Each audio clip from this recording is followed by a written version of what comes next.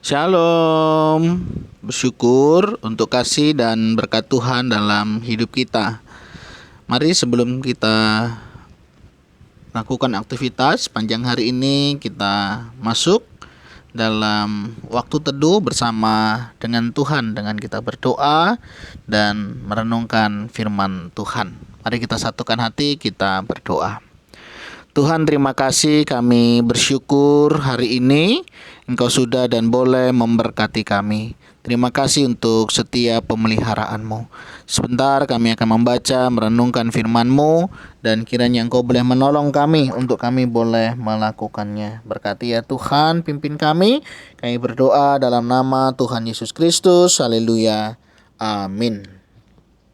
Saudara yang dikasihi dan mengasihi Tuhan, renungan kita hari ini terambil di dalam kitab Matius pasal yang ke-19, ayatnya yang ke-16 sampai ayatnya yang ke-30.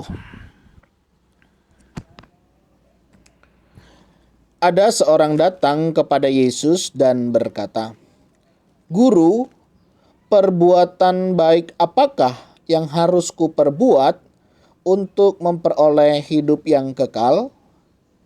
Jawab Yesus, "Apakah sebabnya engkau bertanya kepadaku tentang apa yang baik? Hanya satu yang baik. Tetapi jikalau engkau ingin masuk ke dalam hidup, turutilah segala perintah Allah." Kata orang itu kepadanya, "Perintah yang mana?"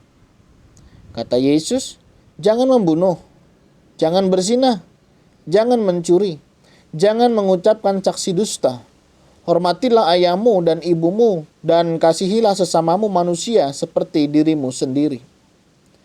Kata orang muda itu kepadanya, "Semuanya itu telah kuturuti. Apalagi yang masih kurang?" Kata Yesus kepadanya, "Jikalau engkau hendak sempurna, pergilah, jualah segala milikmu, dan berikanlah itu kepada orang-orang miskin. Maka engkau akan beroleh harta di surga. Kemudian datanglah kemari dan ikutlah aku." Ketika orang muda itu mendengar perkataan itu, pergilah ia dengan sedih, sebab banyak hartanya. Yesus berkata kepada murid-muridnya, "Aku berkata kepadamu, sesungguhnya sukar sekali bagi seorang kaya untuk masuk ke dalam kerajaan surga. Sekali lagi aku berkata kepadamu, lebih mudah seekor unta masuk melalui lubang jarum daripada seorang kaya masuk ke dalam kerajaan Allah." Ketika murid-murid mendengar itu, sangat gemparlah mereka dan berkata, "Jika demikian, siapakah yang dapat diselamatkan?"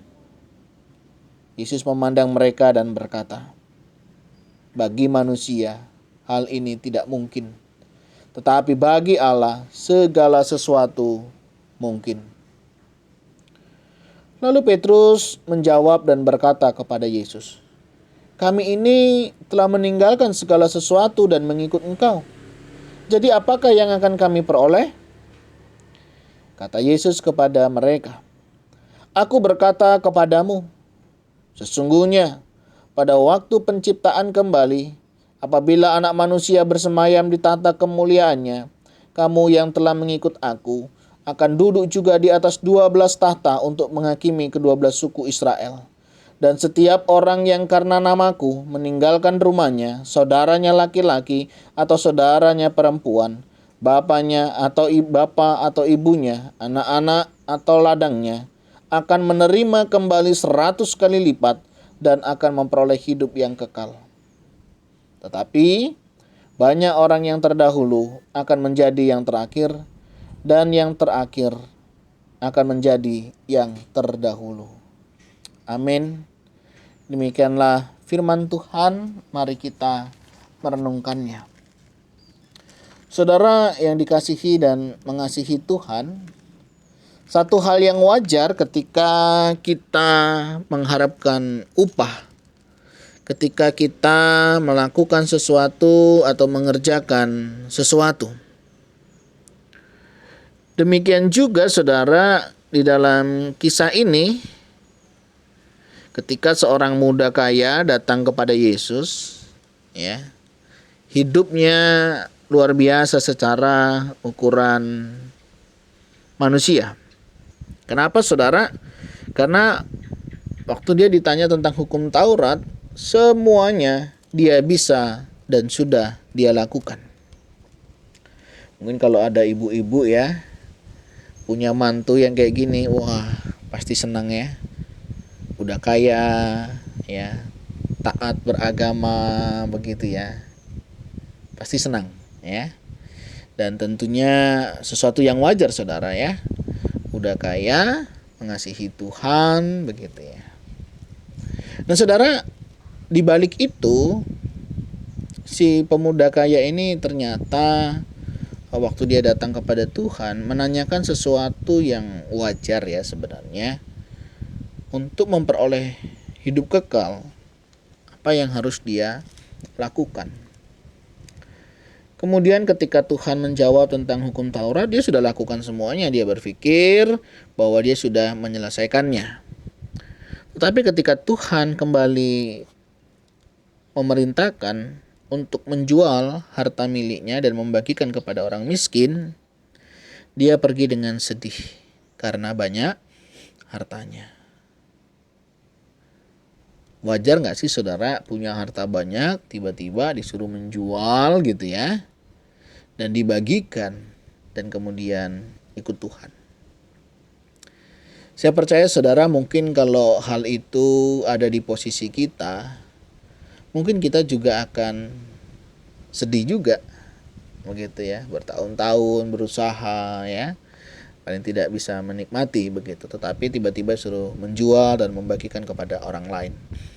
Nah, tetapi saudara, bagian ini merupakan sebuah pembelajaran bagi kita. Yang pertama saudara, ketika kita ikut Tuhan, siapkah kita melepaskan segala sesuatu yang mungkin itu sangat berarti buat kita. Ketika kita berkata, aku mengasihi Engkau Yesus dengan segenap hati, aku mengasihi Engkau Yesus dengan segenap hatiku. Saudara, waktu kita menyanyikan lagu itu, benar nggak kita mengasihi Tuhan dengan segenap hati dan rela meninggalkan segala sesuatu untuk Tuhan? Mungkin saudara meninggalkan uang nggak ada masalah. Mungkin saudara nggak bermasalah meninggalkan keluarga. Tetapi mungkin saudara punya masalah yang lain, meninggalkan hobi, meninggalkan kebiasaan yang lama untuk benar-benar ikut Tuhan. Ada harga memang saudara ketika kita ikut Tuhan. Dan harga inilah yang tentunya harus kita bayarkan. Karena Tuhan mau kita mencintainya dengan utuh. Itu pelajaran pertama yang bisa kita dapat. Pelajaran yang kedua yang bisa kita dapat adalah untuk mendapatkan hidup kekal, kita diingatkan tidak ada sedikit pun usaha manusia. Karena hidup kekal adalah pemberian dari Allah. Tuhan memberikannya secara cuma-cuma. Bukan hasil usaha kita, bukan hasil pekerjaan kita. Tapi semata-mata hanya karena anugerah dari Allah. Inilah yang membedakan kita saudara dari yang lainnya.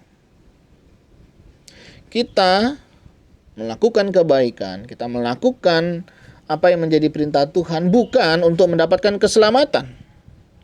Melainkan karena kita sudah diselamatkan, maka kita hendaknya melakukan kebaikan. Kita melayani bukan supaya saudara mendapatkan surga, bukan? Saudara berbuat baik, saudara melakukan firman Tuhan, saudara taat, setia bukan karena ingin mendapatkan surga, bukan? Tetapi karena kita sudah yakin, Tuhan sudah memberikan keselamatan, Tuhan sudah memberikan anugerah itu sehingga kita berbuat baik, melayani, beribadah, memberi yang terbaik buat Tuhan. Sekali lagi, bukan supaya mendapatkan keselamatan. Tetapi karena kita sudah diselamatkan, maka kita akan melakukan seperti yang Tuhan mau di dalam hidup kita. Dua pembelajaran penting hari ini yang kita dapat. Yang pertama, bahwa untuk ikut Tuhan kita siap melepaskan segala sesuatu, bahkan yang terbaik dalam hidup kita. Karena Tuhan mau kita mencintai Dia dengan utuh. Yang kedua, keselamatan yang Tuhan berikan dalam hidup kita memampukan kita untuk melakukan sesuatu yang baik. Dan kita melakukan itu bukan supaya mendapatkan surga atau keselamatan, melainkan karena kita sudah diselamatkan sehingga kita bisa melakukan yang baik, melayani yang baik, memberi yang baik. Studi pribadi. Apakah yang menghalangi kita hari ini untuk kita boleh mencintai Tuhan sungguh-sungguh? Kiranya Tuhan menolong kita dan memampukan kita untuk senantiasa setiap kita boleh memberi yang terbaik di dalam hidup kita. Mari kita berdoa. Tuhan, terima kasih untuk cinta-Mu bagi kami. Engkau sudah menerima kami di tengah keberdosaan kami. Engkau melayakkan kami di tengah ketidaklayakan kami. Terima kasih Tuhan untuk kebaikan-Mu. Terima kasih untuk keselamatan yang Tuhan berikan sehingga memampukan kami untuk hidup lebih lagi memuliakan nama-Mu. Berkati ya Tuhan untuk kehidupan kami hari lepas hari, sehingga kami anak-anak-Mu boleh menjadi berkat dan boleh membawa orang-orang datang kepadamu. Berkati setiap apa yang Engkau percayakan, kiranya daripadanya kami boleh menikmati setiap berkat-Mu dan senantiasa membawa kami terus bersyukur kepadamu. Terima kasih ya Tuhan untuk kasih setia-Mu. Berkati untuk iman kami. Ajar kami tetap taat dan setia. Kami berdoa di dalam nama Tuhan Yesus Kristus. Haleluya. Amin. Tuhan Yesus memberkati kita semuanya. Shalom.